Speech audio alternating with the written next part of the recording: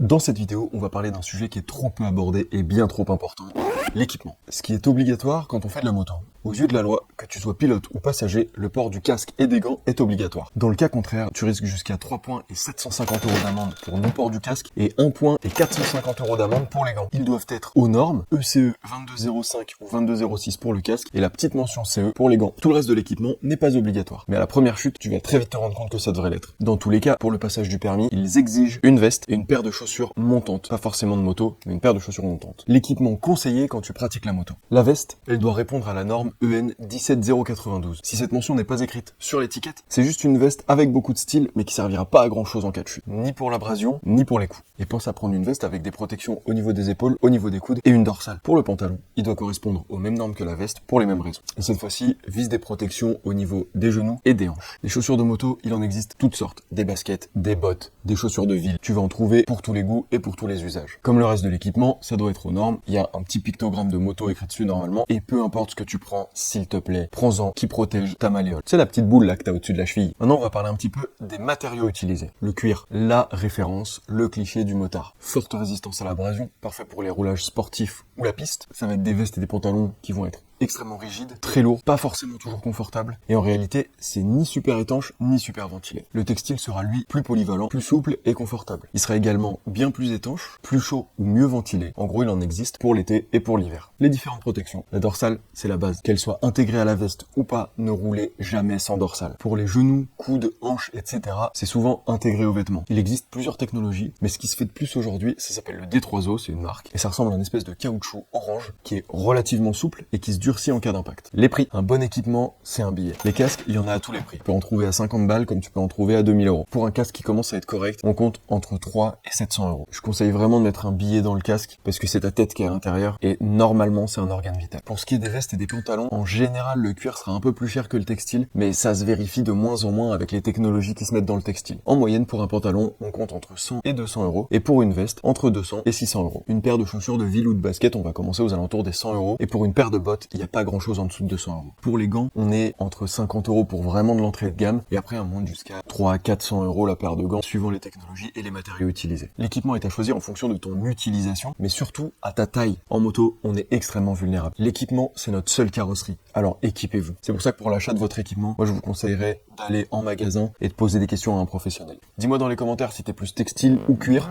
ou t-shirt et abonne-toi pour pas rater la suite.